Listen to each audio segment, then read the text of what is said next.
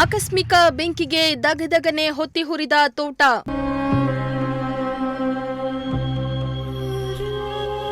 ಫಸಲಿಗೆ ಬಂದ ಅಡಿಕೆ ಗಿಡಗಳು ಬೆಂಕಿಗಾಹುತಿ.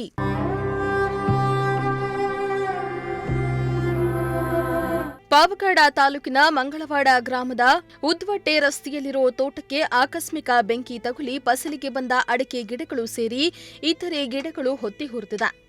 ಈರನಾಗಪ್ಪ ಎಂಬುವವರ ತೋಟದಲ್ಲಿ ಇಂದು ಮಧ್ಯಾಹ್ನ 3ರ ವೇಳೆಗೆ ಬೆಂಕಿ ಕಾಣಿಸಿಕೊಂಡಿದ್ದು, ಸುಮಾರು 200ಕ್ಕೂ ಅಧಿಕ ಅಡಿಕೆ ಮರಗಳು ಹಾಗೂ 20ಕ್ಕೂ ಅಧಿಕ ತೆಂಗಿನ ಮರಗಳು ಸುಟ್ಟು ಹೋಗಿವೆ. ಬೆಂಕಿಯ ಕೆನ್ನಾಲಿಗೆಗೆ ಪಕ್ಕದಲ್ಲಿದ್ದ ಈರೇಗೌಡ ಅವರ ತೋಟಕ್ಕೂ ವ್ಯಾಪಿಸಿದ್ದು, 300ಕ್ಕೂ ಹೆಚ್ಚು ಅಡಿಕೆ ಮರಗಳು ಬೆಂಕಿಗೆ ಹೊತ್ತಿ ಹುರಿದಿವೆ.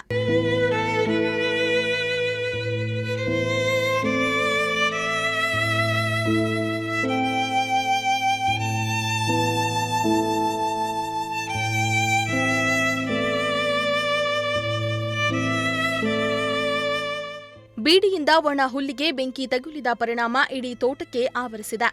ಸ್ಥಳೀಯರು ಬೆಂಕಿ ನಂದಿಸಲು ಸಾಹಸವನ್ನೇ ಪಟ್ರು. ಬೆಂಕಿ ನಂದಿಸುವಲ್ಲಿ ತಡವಾದ ಕಾರಣ ದೊಡ್ಡ ಪ್ರಮಾಣದಲ್ಲಿ ಹಾನಿ ಸಂಭವಿಸಿದೆ. ಬೆಳೆ ಕಳೆದುಕೊಂಡ ರೈತ ಕಣ್ಣೀರು ಹಾಕ್ತಿದ್ದಾರೆ. ಇನ್ನು ಪಾವಗಡ ತಾಲೂಕಿನಾದ್ಯಂತ ಇತ್ತೀಚೆಗೆ ಈ ರೀತಿಯ ಬೆಂಕಿ ಅವಘಡಗಳು ಹೆಚ್ಚಾಗ್ತಾ ಇದ್ದು, ಅಗ್ನಿಶಾಮಕ ದಳದ ಸಿಬ್ಬಂದಿಗೆ ತಕ್ಷಣ ಸ್ಪಂದಿಸುವ ಸಾಧ್ಯತೆ ಕಡಿಮೆಯಾಗಿದೆ. ತಾಲೂಕಿನಲ್ಲಿರುವ ಒಂದೇ ಅಗ್ನಿಶಾಮಕ ವಾಹನದ ಮೂಲಕ ಎಲ್ಲೆಡೆ ತುರ್ತು ನೆರವು ಒದಗಿಸಲು ಸಾಧ್ಯವಾಗ್ತಾ ಇಲ್ಲ ಎಂದು ಆಕ್ರೋಶ ವ್ಯಕ್ತಪಡಿಸಿದ್ದಾರೆ. ಬೆಳೆ ನಾಶವಾಗಿದ್ದಕ್ಕೆ ರೈತರಿಗೆ ಸೂಕ್ತ ಪರಿಹಾರ ಒದಗಿಸುವಂತೆ ಆಗ್ರಹಿಸಿದ್ರು. ಇಮ್ರಾನುಲ್ಲಾ, ಪ್ರಜಾಶಕ್ತಿ ಟಿವಿ, ಪಾವಗಡ.